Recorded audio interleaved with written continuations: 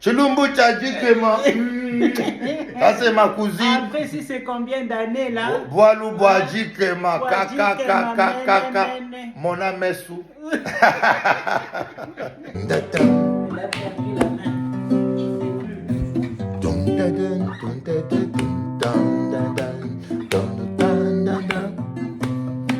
Yahweh papa yokano sambo na ngai lelo yo nzambe pambola Cécile na mwana na ye azwa ini la famille Kalonji papa ini la famille Kalonji Yahweh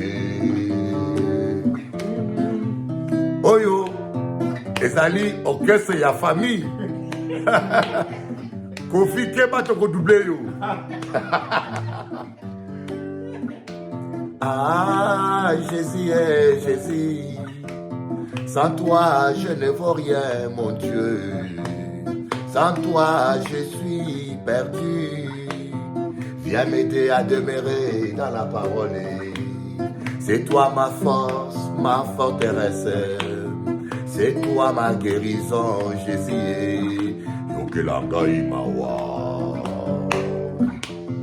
Ah Bataki tembe basuka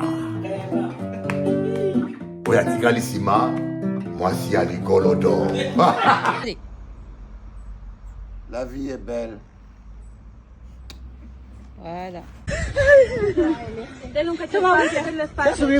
Dans la voiture de cortège, elle surprend son futur époux avec notre femme tout nu en caleçon.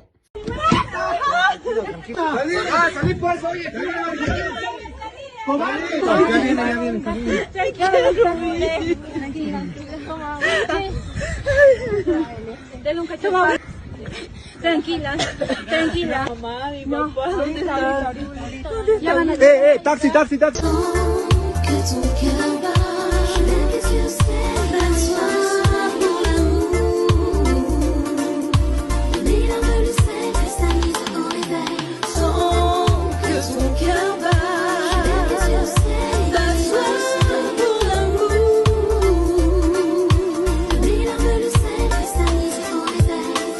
Tu sais, quand quelqu'un revient te parler comme si de rien n'était, après t'avoir fait une dinguerie, t'avoir manqué de respect, sans même avoir présenté ses excuses derrière, c'est une des techniques de manipulation les plus efficaces. Ça va semer la confusion. Si la personne agit comme si de rien n'était, c'est peut-être que finalement tu t'es offusqué pour rien. Et Totox espère que tu vas rentrer dans son jeu et accepter de ne plus en parler. Il ou elle ne prend jamais ses responsabilités et c'est à toi de gérer en interne le manque de respect. La deuxième chose, c'est que Totox veut te laisser porter la responsabilité de ramener le sujet sur la table. Et Totox prendra cette position hyper neutre et calme, insupportable. Mais non, mais de quoi tu parles? Mais je vois pas, mais qu'est-ce que tu me reproches? En espérant que tu t'énerves pour passer pour la personne colérique qui ne sait pas se contrôler. Et là, Totox pourra dire que tu aimes les problèmes, tu es trop sensible, etc., etc. Les Totox adorent faire ça, surtout si c'est en public. La vérité est, le pardon, ça ne se donne pas. Le pardon, ça s'accorde. Et le pardon est accordé si la personne qui doit se faire pardonner gagne le pardon de l'autre. Cette personne n'a pas le droit d'interagir comme si de rien n'était avec toi, sans te présenter des excuses sincères et s'engager à ne pas reproduire le comportement qui t'a heurté. Mon conseil est de rester calme et sur le ton le plus posé possible, dire à l'autre, étant donné ce qui s'est passé entre nous la dernière fois, je ne suis pas disposée à te parler tant que tu ne me présentes pas d'excuses et qu'on ne réaborde pas le sujet ensemble. Je pense qu'il y a une grande contradiction dans les attentes de certaines femmes vis-à-vis des hommes.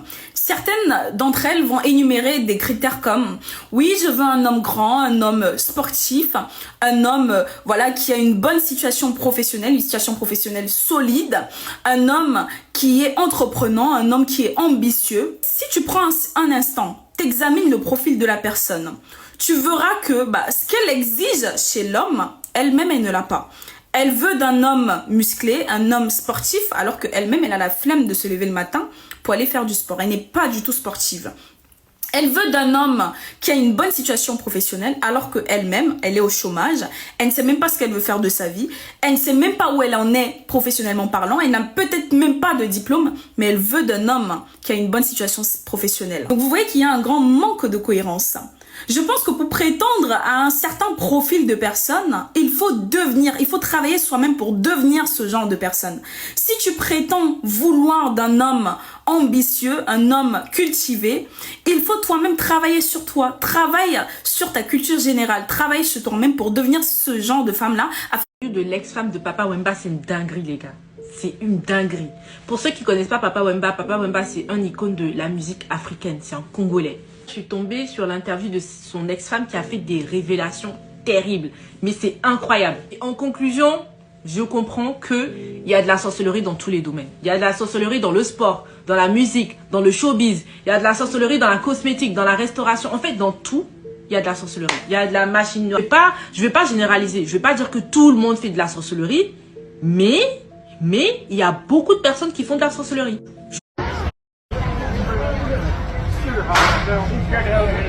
Look at him. Get a candy earlier. Look at this. Hey. You're eating and got a candy. Turn left. Oh. I'll hurt you. Get out of there.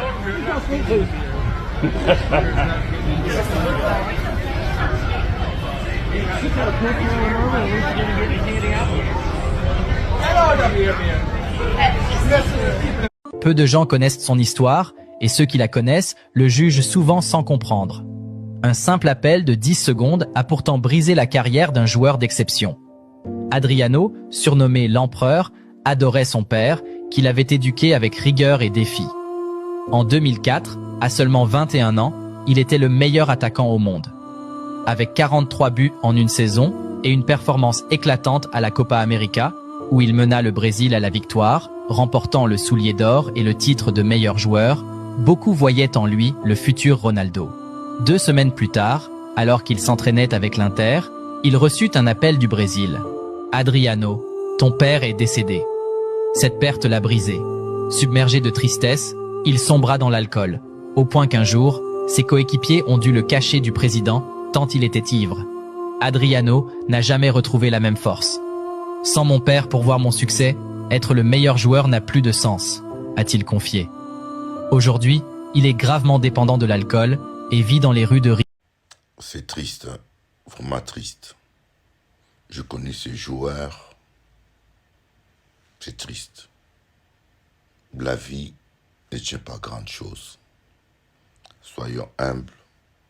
Aimons-nous les uns les autres. Faisons pas le mal aux autres. Si vous ne savez pas aimer les gens, au moins n'essayez pas de les nuire.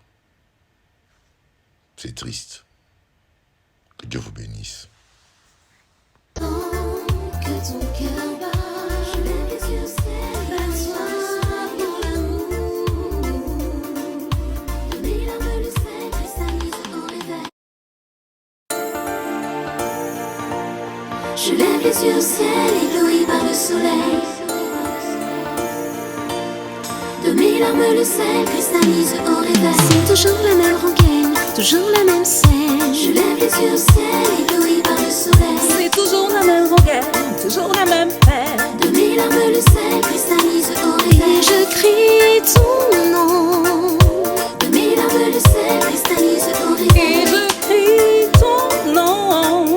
Je lève les yeux au ciel, ébloui par le soleil. On a tous toutes nos victoires, nos défaites, nos espoirs. On navigue à vue jusqu'au soir. On se relève pour un tour. Le temps nous dira si la lutte a valu le coup. Autant tout donner pour ne pas regretter un jour. Le temps nous dira si la lutte a valu le coup. Autant tout donner pour ne pas regretter un jour. C'est toujours la même rengaine, toujours la même scène. Je lève les yeux au ciel, ébloui par le soleil. C'est toujours la même rengaine, toujours la même peine. De mes larmes le sel cristallise au réveil. Et je crie ton nom.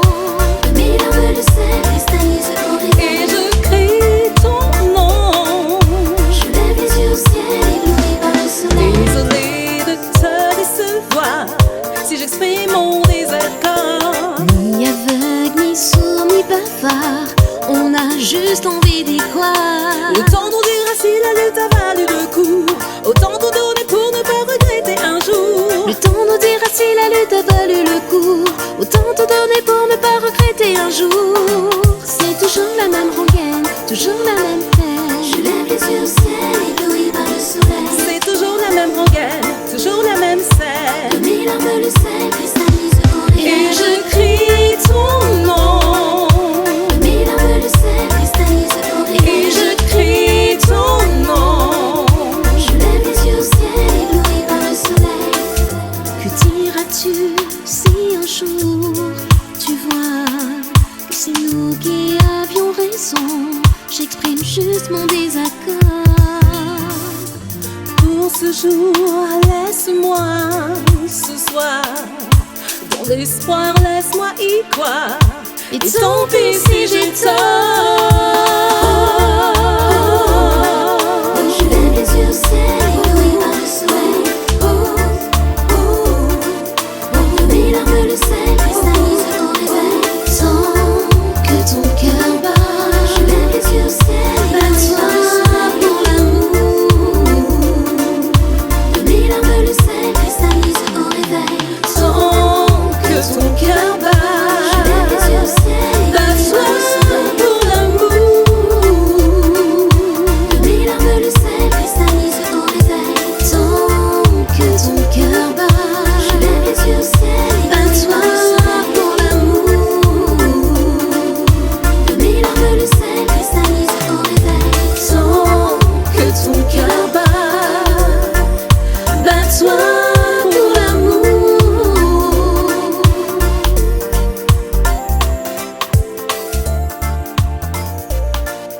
Je lève les yeux au ciel, ébloui par le soleil. De mes larmes le sel cristallise au réveil. Bonjour, chers amis téléspectateurs.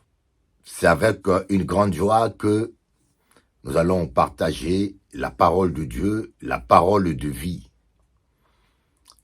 Je suis pleinement convaincu que lorsque nous obéissons à cette parole, lorsque nous nous conformons à cette parole, nous allons réussir dans toutes nos voies. La parole de Dieu dit, si vous vous décidez pour l'obéissance, vous mangerez la meilleure production du pays. Si nous nous décidons pour l'obéissance, nous allons manger la meilleure production du pays. Voyez, je crois à la véracité, à la puissance de la parole de Dieu. Je crois que ce que Dieu dit, il accomplit.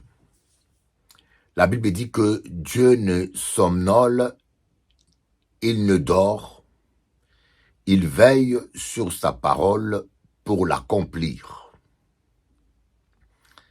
Dieu ne dort pas, il veille sur sa parole. Et lorsque sa parole est en toi, il va veiller sur toi en veillant sur sa parole qui est en toi. Le ciel et la terre passeront, mais la parole de Dieu ne passera pas. Et vous savez, après 50 ans de vie chrétienne, je vous dis que j'ai 58 ans, j'ai vu ma première délivrance. J'ai vu une délivrance pour la première fois quand j'avais 8 ans dans le groupe de prière charismatique de Sacré-Cœur à Gombe, avec la responsable de ce groupe qui était la sœur Mikiti. Voyez, c'est une femme qui a prêché la parole, qui était la bergère d'un groupe, qui m'a permis de connaître la puissance de Dieu. Des fois, je suis étonné et choqué par la stupidité de tous ces religieux qui sont contre le ministère des femmes. J'en suis le fruit. Je suis là aujourd'hui parce qu'il y avait une bergère catholique, la sœur Mikiti, la femme d'un général. je ne sais pas si elle est encore en vie, qui dirigeait un groupe à Gombe et qui a fait une délivrance. Gombe, c'est une ville, la ville, c'est le quartier résidentiel de Kinshasa, qui est de l'ancien RDC, qui est Zaïre, qui était Zaïre avant, maintenant c'est la République démocratique du Congo. Je crois que la République démocratique du Congo est le premier pays qui a changé plus de nom dans l'histoire des nations. On est numéro 1 dans des bêtises, malheureusement. Et je constatais que beaucoup de chrétiens sont dans la souffrance. Beaucoup de chrétiens sont dans les difficultés. Beaucoup de chrétiens. Et je me suis toujours posé la question, pourquoi? Je rencontrais des chrétiens qui vivent malheur sur malheur, blocage sur blocage.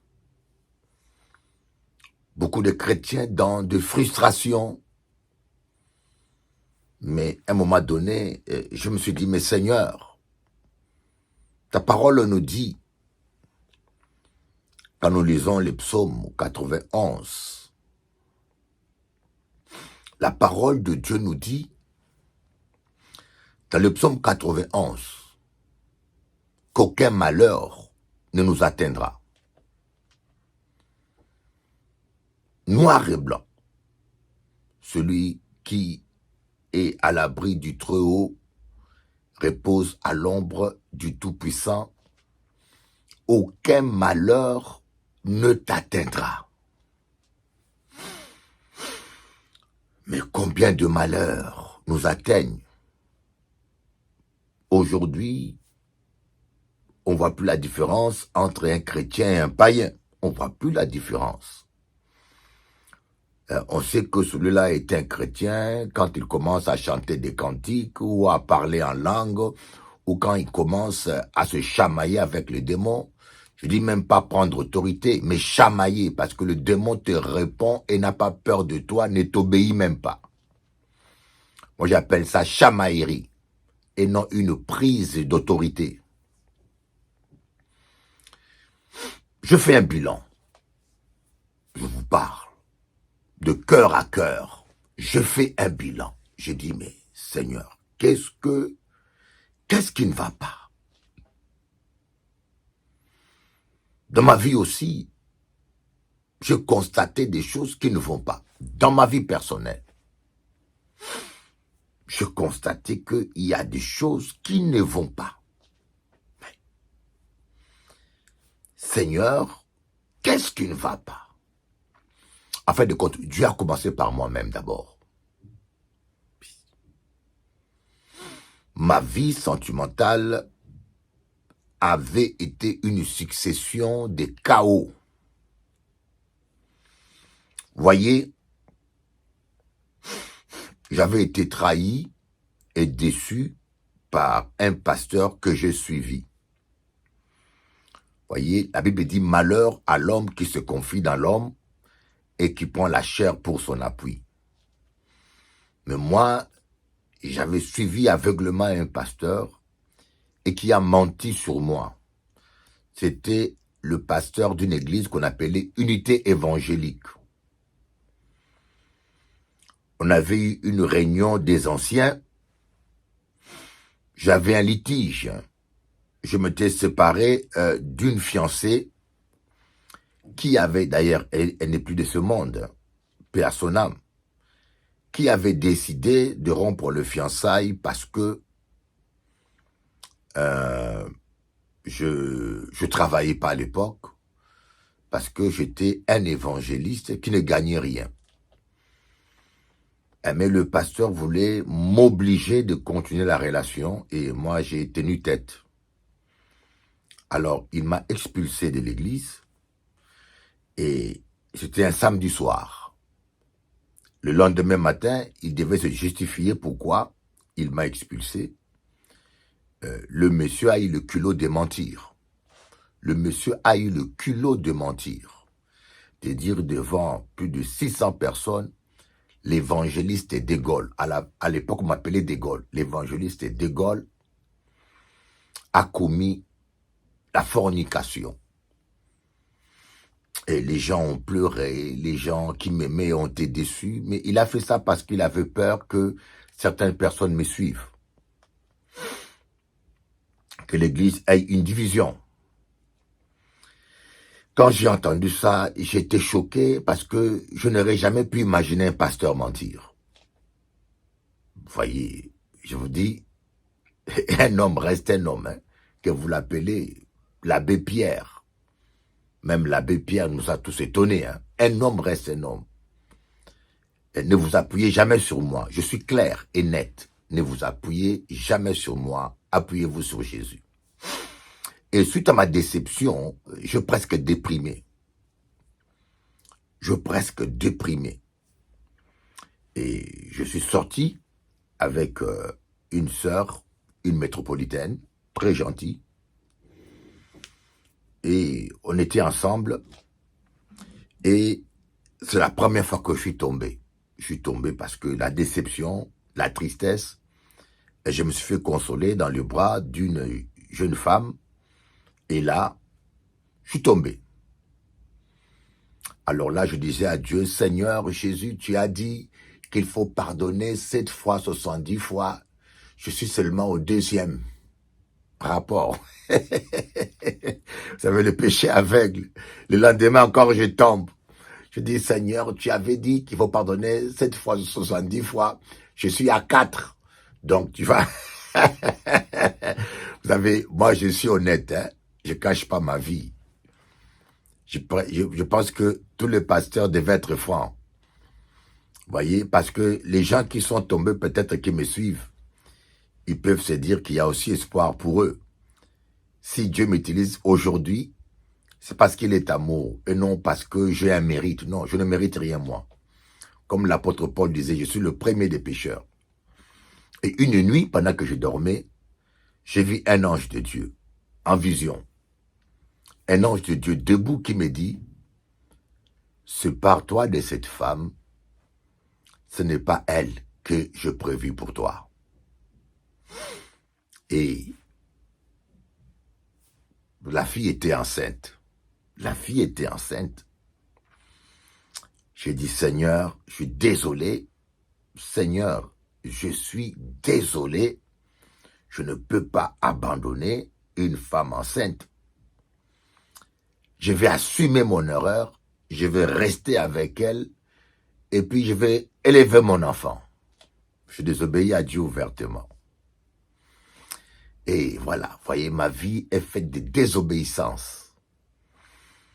Et je peux vous dire, Dieu a toujours raison. Dieu a toujours raison. Dieu a toujours raison. Je me suis entêté, j'ai tenu tête devant Dieu, et je suis allé tout droit contre le mur. Et voilà. Voilà, et c'était un échec catastrophique. Catastrophique. La deuxième fois, c'est pareil encore. Je fais à ma tête. Ouais. Deuxième fois, c'est pareil. Donc, je me suis rendu compte que ma vie sentimentale a été une succession de chaos et de déceptions. Moi, j'assume, à cause de moi, j'assume mes erreurs. Je dis, Seigneur, tu n'as rien à voir. C'est à cause de moi. Je fais à ma tête. Ma vie est ce qu'elle est parce que je ne t'ai pas obéi. Vous voyez, il faut qu'on soit honnête avec Dieu. Moi, je connais des gens qui ne savent pas se regarder en face. Il faut apprendre à te regarder en face, la parole de Dieu comme un miroir. Te dire, écoutez, je reconnais que j'ai désobéi. Voyez, ne passez pas votre temps à accuser les autres. Ne passez pas votre temps à dire que c'est la faute à Dieu, ou c'est la faute au diable, ou c'est la faute aux autres. Non, il faut avoir le courage de dire, je reconnais ma responsabilité, je péchais. Moi, je vous dis, Ma vie sentimentale a été chaotique parce que c'était pas la faute de Dieu, ni même la faute du diable. Mais j'ai consciemment, délibérément désobéi à Dieu en faisant les choses à ma tête. Voilà, j'assume. Vous voyez, c'est ce qu'on appelle la vraie repentance, c'est reconnaître. D'autres, bien sûr, ont leur responsabilité. Je vais essayer de vous lire ce verset, hein, que je trouve très important. On va aller dans les livres d'Ésaïe. J'aimerais vous montrer ce verset. Nous allons lire ce verset. Je le cherche dans mon ordinateur, ok? Si vous décidez pour l'obéissance, voilà. Ésaïe 1, verset 19. Voyez,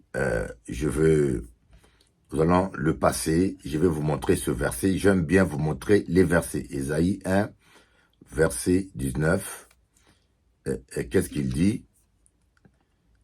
Alléluia. Si vous avez de la bonne volonté et si vous êtes docile, vous mangerez les meilleures productions du pays. Si vous avez de la bonne volonté et si vous êtes docile, vous mangerez les meilleures productions du pays. Je suis quelqu'un qui croit Dieu au mot. Apprenez à prendre Dieu au mot. D'abord, il y a deux choses. Avoir la bonne volonté et être docile. Voyez. Avoir la bonne volonté, Dieu veut voir la bonne volonté en vous. Voyez. Dieu veut pas voir la perfection en vous. Il sait que vous n'êtes pas parfait. Voyez. Je connais quelqu'un qui veut arrêter la cigarette. Il veut arrêter, mais il n'arrive pas. Je lui dis, mon frère, c'est pas grave.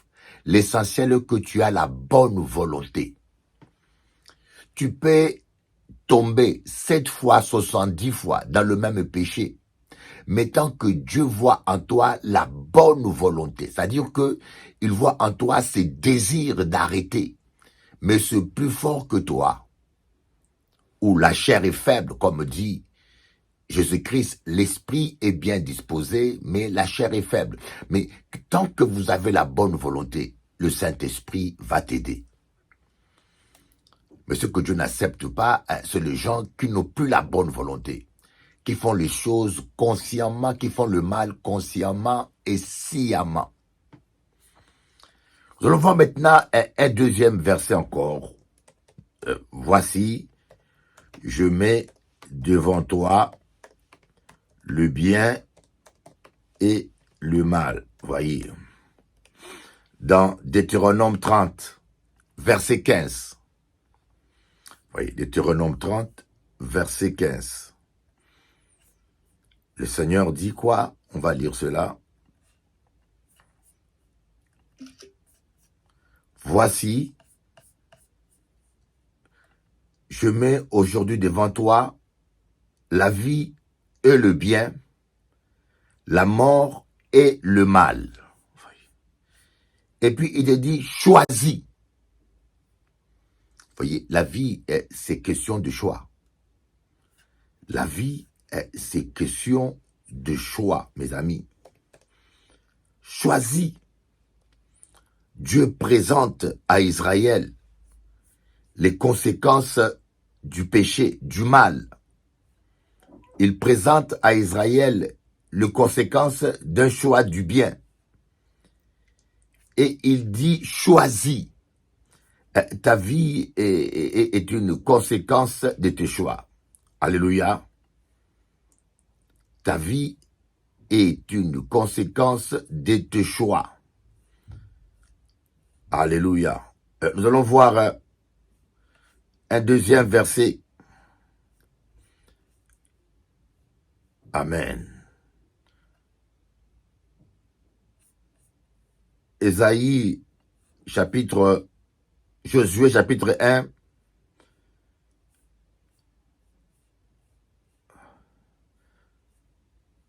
Amen. Josué chapitre 1, à partir du verset 5 jusqu'au verset 10. Josué chapitre 1, à partir du verset 5 jusqu'au verset 10. Voilà. Nul ne tiendra devant toi tant que tu vivras. Je serai avec toi, comme j'ai été avec Moïse.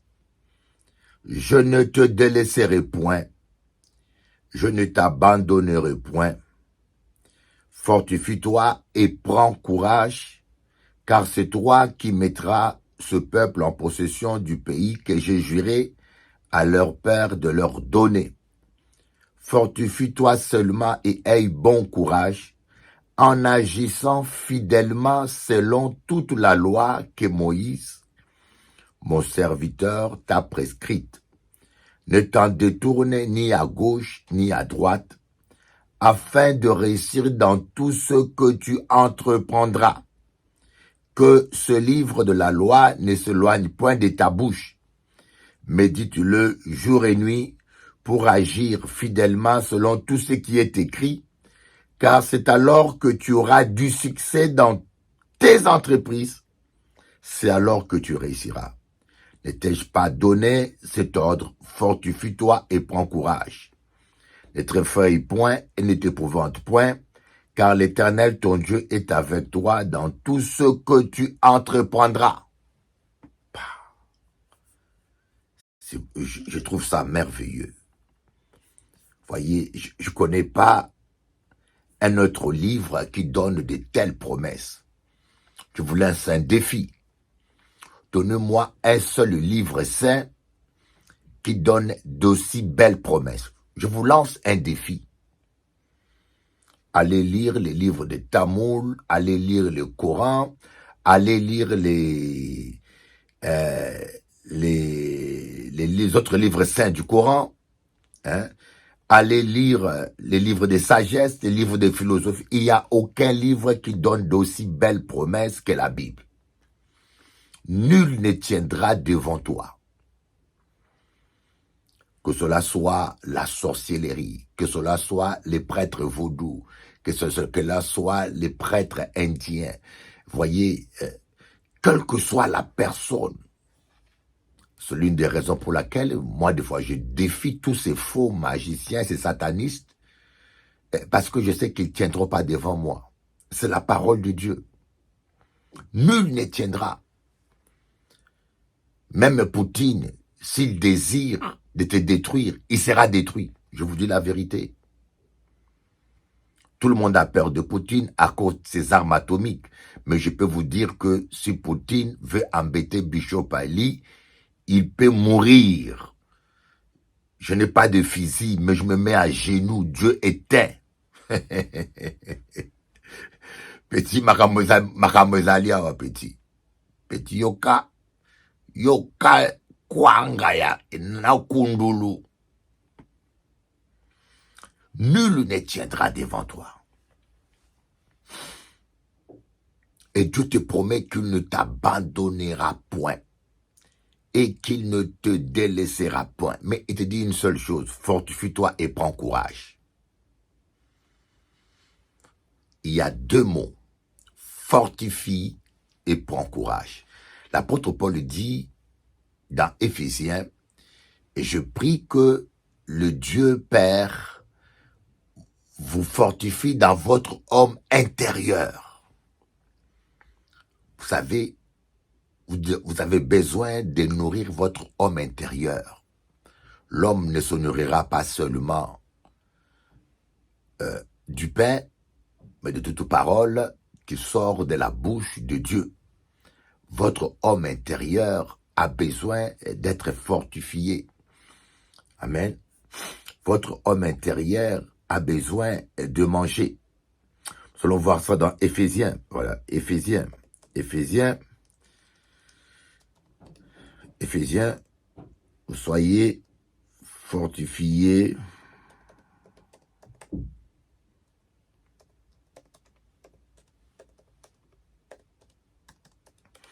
Éphésiens chapitre 3, verset 16, voyez. Afin qu'il vous donne, selon la richesse de sa gloire, d'être puissamment fortifié par son esprit dans l'homme intérieur. Voyez, ici on parle de l'homme intérieur, voyez. Et que vous soyez enracinés et fondés par la foi. Donc l'apôtre Paul priait, il dit, je prie Dieu le Père, de qui toute famille sur la terre, dans les cieux, tire sous la terre, qui tire son nom, afin qu'il vous donne, selon la richesse de sa gloire, d'être puissamment fortifié par son esprit dans l'homme intérieur, et que vous soyez fondés et enracinés dans l'amour. C'est ça un peu ce que Dieu dit à Josué. Fortifie-toi. On peut se fortifier soi-même. On peut se fortifier soi-même en priant. Si l'apôtre Paul priait pour que les disciples soient fortifiés, parce que Dieu peut faire une grâce par son esprit de vous fortifier. Vous comprenez? Donc, si tu veux te fortifier, c'est en priant. Et une manière de prier par excellence, c'est le parler en langue. L'apôtre Paul dit, celui qui parle en langue se fortifie lui-même. Amen. Celui qui parle en langue se fortifie lui-même. Nous allons voir cela dans Corinthiens. 1 Corinthiens, chapitre 14, verset 11. J'aime bien donner des versets. Hein. J'aime bien. Voilà, amen. J'aime bien donner des versets. 1 Corinthiens, chapitre 14, on commence au verset 2. Parce que celui qui parle en langue ne parle pas aux hommes, mais à Dieu. Car personne ne l'attend, mais en esprit il prononce des mystères.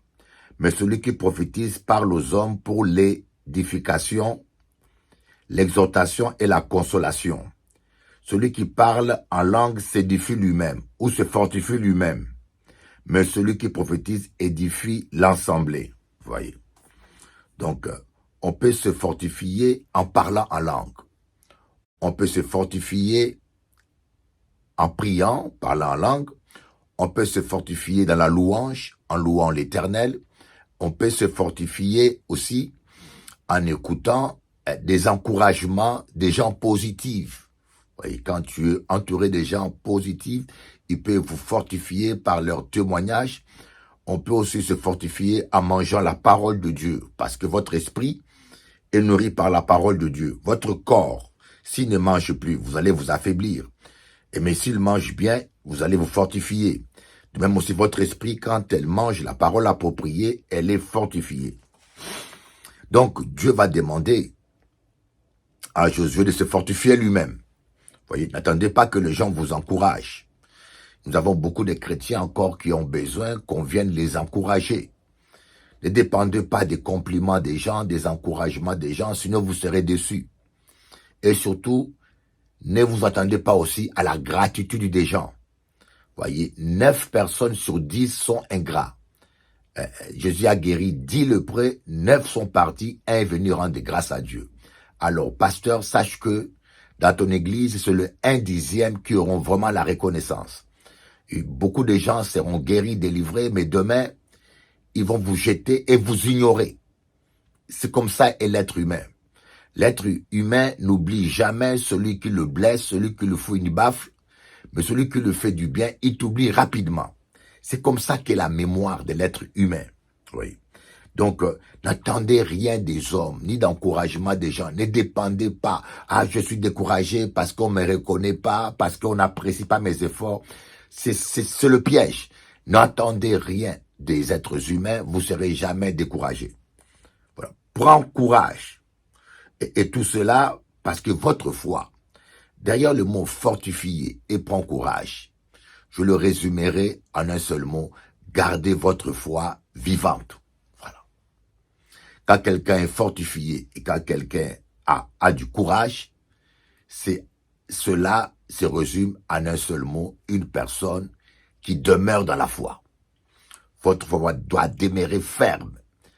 Pourquoi? C'est simplement parce que c'est par votre foi que Dieu va vous guérir, c'est par votre foi que l'Esprit de Dieu va agir, c'est par votre foi que le Saint-Esprit va se manifester. Vous voyez, j'aimerais à vous dire que si la présence de Dieu, Dieu dans le ciel, il était un central électrique, et vous étiez une radio, le fil électrique qui relie le central électrique pour alimenter la radio, c'est la foi. Le Saint-Esprit, c'est la puissance de Dieu. C'est comme un central électrique. Et vous êtes comme un appareil électrique qui a besoin du courant pour fonctionner. Le courant, c'est la puissance de Dieu. Et la chose qui relie, qui met la connexion entre le central électrique et l'appareil, c'est le câble secteur, c'est le fil électrique. Donc, si le fil électrique n'est pas là, il peut avoir le courant dans la maison, mais aucun appareil ne sera alimenté. Le courant est là, mais il n'est pas alimenté. C'est la raison pour laquelle Jésus-Christ s'est dit, il te sera fait selon ta foi. Parce que c'est la foi qui permet, qui est comme un fil électrique, que le courant électrique, la puissance de Dieu qui est en toi, puisse se manifester dans la vie réelle.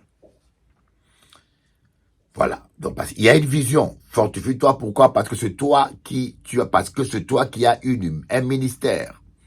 Un ministère. Tu as une destinée que tu dois vivre. Tu dois entrer dans les promesses que Dieu a faites pour ta vie. Mais, il dit une chose. Aie bon courage. Pas en luttant contre les démons. Ce n'est pas ce que Dieu te demande de lutter contre les démons nuit et jour. Parce que les démons ont déjà été vaincus, mon ami. Et c'est ça que beaucoup de gens n'ont pas compris. Les démons ont déjà été vaincus. Mais aie bon courage en agissant fidèlement selon la parole de Dieu. C'est l'obéissance que Dieu attend de toi. Obéir à la parole de Dieu. En agissant fidèlement selon la parole de Dieu. Et quand tu agis fidèlement selon la parole de Dieu, voyez, qu'est-ce qu'on dit? C'est alors que tu réussiras dans toutes tes entreprises. Pourquoi on parle de la réussite? Parce que l'obéissance, Dieu honore l'obéissance. Quand vous êtes dans l'obéissance, la parole de Dieu est en vous. Et voyez, il va dire plus loin que cette parole ne s'éloigne point de ta bouche. Le verset 8, que ce livre de la loi ne s'éloigne point de ta bouche. Voyez. Il faut que ta bouche puisse confesser la parole de Dieu, que ta bouche puisse déclarer la parole de Dieu, pas déclarer les paroles négatives, pas déclarer les cancans. Il faut pas que dans ta bouche qu'on trouve de fausses rumeurs, que dans ta bouche on trouve des critiques, que dans ta bouche on trouve de la calomnie, que dans ta bouche on trouve de la méchanceté. Non, le Seigneur veut que dans ta bouche qu'on trouve sa parole. Voyez. Déclarez la parole de Dieu avec votre bouche. Notre bouche est une transformatrice. C'est comme un appareil électrique, voyez.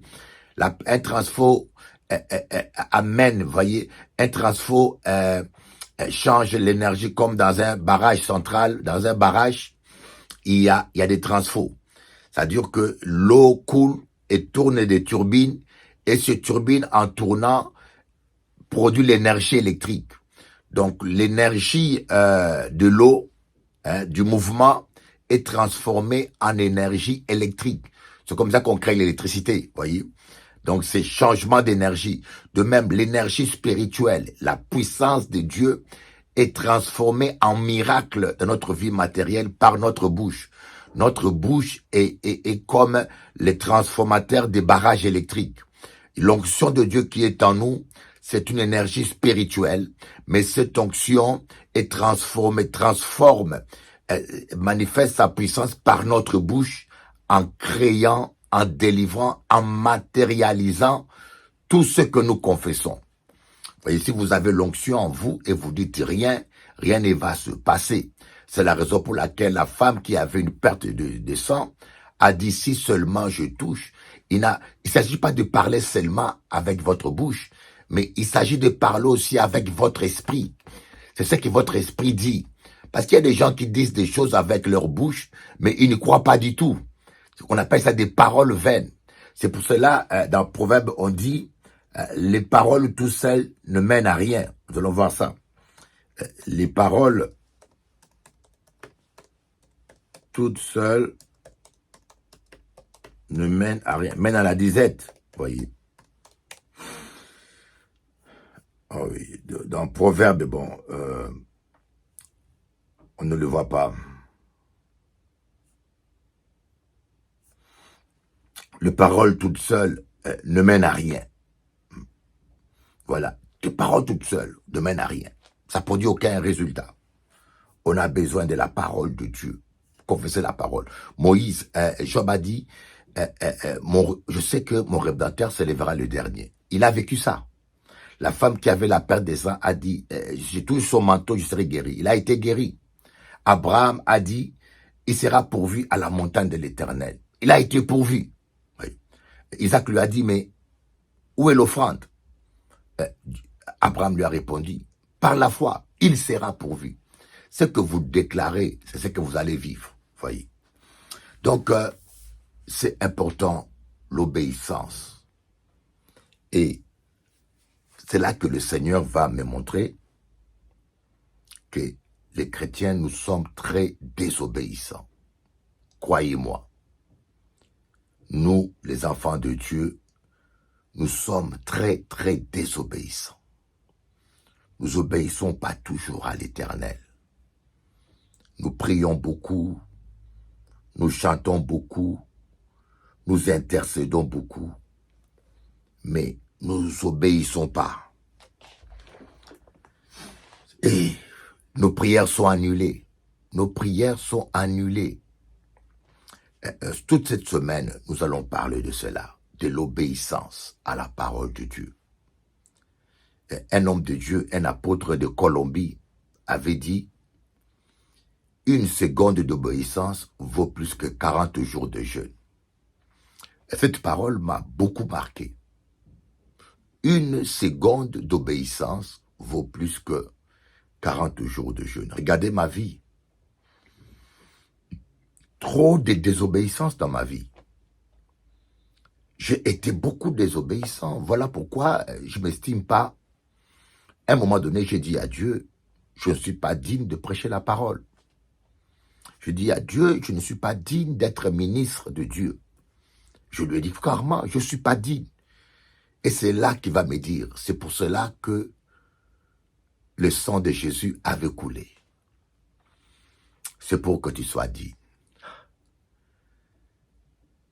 C'était la plus belle nuit de ma vie.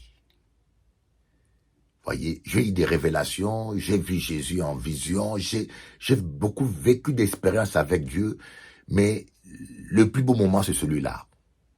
Le moment où je réalisais que sans le sang de Jésus, je suis perdu. Parce que depuis l'âge de 8 ans jusqu'à 23 ans, j'avais été un enfant exemplaire. Je n'avais jamais vécu dans le flirt. Je connaissais même pas une femme. Je connaissais pas les bêtises. Et je pensais que j'étais juste par mes œuvres. Je marchais avec ma propre justice. Je me disais que Dieu doit m'apprécier parce que je marche dans la sainteté. Je me croyais agréable à Dieu et j'avais une forme d'orgueil spirituel parce que je pensais que j'étais mieux que les autres, parce que la plupart de mes amis et des frères avaient connu les boîtes des nuits, ils ont fait toute forme de bêtises et moi je me sentais plus saint, mieux placé que parce que par mes œuvres. Et un jour où je suis tombé dans le péché, je ne pouvais plus m'approcher de Dieu avec mes œuvres parce que je me voyais sale. J'ai dit à Dieu, je ne suis pas digne, Seigneur, je reconnais. Et c'est là où, à 23 ans, que j'ai réalisé que j'avais besoin du sang de Jésus. Bon, avant, j'invoquais le sang de Jésus, mais au fond de moi, je l'invoquais de mes lèvres. Mais au fond du cœur, c'est comme si je n'avais même pas besoin parce que je me sentais pur par mes œuvres. Je me sentais digne de m'approcher de Dieu par mes œuvres. Mais le jour où je suis tombé dans le bordel, comme vous dites là, le bordel, dans le péché, j'espère que c'est pas un gros mot. Et c'est là où j'ai réalisé que je suis pas digne. Qu'il n'y a que le sang de Jésus-Christ qui m'ouvre à l'accès auprès du Père.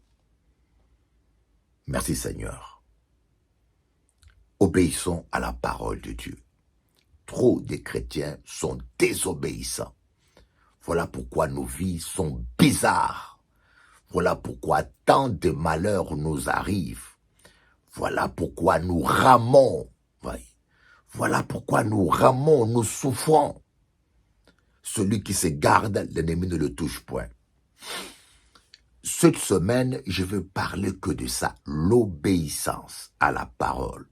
Si mes paroles demeurent en vous et que vous demeurez dans mes paroles, demandez tout ce que vous voudrez et cela vous sera accordé. Je crois à la puissance de la parole.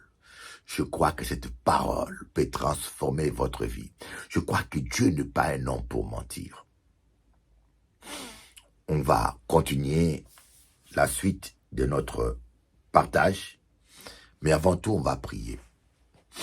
Tendre Père, pardonne-nous. Pardonne-nous tout ce que nous avons pu faire. Pardonne-nous toutes nos désobéissances. Tu peux prier avec moi. Pardonne-moi toutes mes désobéissances. Ce sont nos fautes qui ont tout désorganisé. Nous allons voir ce verset-là. Ce sont vos fautes qui ont...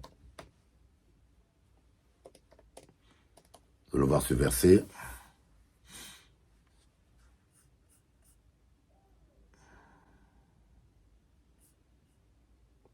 Amen. Ésaïe 59. Oh là là. Nous allons voir cela ici. Voilà. Ésaïe 59, verset 2. Oui. Qu'est-ce qu'elle dit? Ce sont vos crimes qui mettent une séparation entre vous et votre Dieu. Ce sont vos crimes qui mettent une séparation entre vous et votre Dieu. Ce sont vos péchés qui vous cachent sa face et l'empêchent de vous écouter. Autrement dit, ce sont nos désobéissances. Que Dieu vous bénisse. I love you. Nalingi yo ming, Nzambe apambola yo. Que Dieu te bénisse. Amen. Que Dios te bendiga. God bless you. I want to explain you something. God have got a perfect plan for your life. But our sin, it's a problem for him. God wants you, our sin, not allow him to bless us. We must respect the word of God. If we respect the word of God, we will experiment the power of God. Quiero te explicar que nos pecados son un problema para Dios. Si la palabra de Dios, si tú eres en la palabra de Dios, tú vas a experimentar el poder de Dios. Problema no es Dios, problema es los pecados. Tú debes abandonar tus pecados para vivir de gloria de Dios. Acá Dieu faut yo repentir et faut yo abandonner péché et yo ka expérimenter pour ça bon Dieu. Petit tika masumu na yo wana tika kiyanke na yo guruba hein mbri koko tika makamno wana petit hein pasta, pasta. Tika buzoba na yo pasta. Makambo solaka na moleli wana pasta. Tika makambo wana. Tika basia batu tranquille pasta. Yoza nyoka. Tika makambo wana banga kolo. Au nom de Jésus. À bientôt.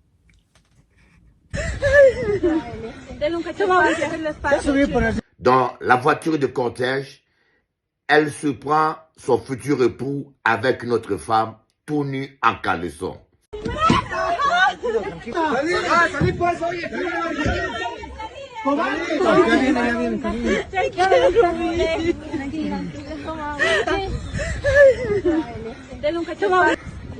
Tranquila, tranquila. Mamá, mi papá, ¿dónde está? Taxi, taxi, taxi. Que ton cœur bat, je lève les yeux, c'est la soif pour l'amour. Les larmes le sel cristallisent au réveil. Sans que ton cœur bat, je lève les yeux, c'est la soif pour l'amour. Les larmes le sel cristallisent au réveil. Chilumbu Tchadjikema. Ça c'est ma cousine. Après, si c'est combien d'années là? Boalou Boadjikema. Kaka kaka kaka. Mon amessou.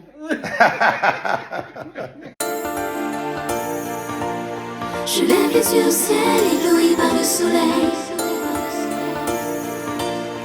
De mes larmes le sel cristallise au réveil. C'est toujours la même rengaine, toujours la même scène. Je lève les yeux au ciel, ébloui par le soleil. C'est toujours la même rengaine, toujours la même peine. De mes larmes le sel cristallise au réveil. Et je crie ton nom.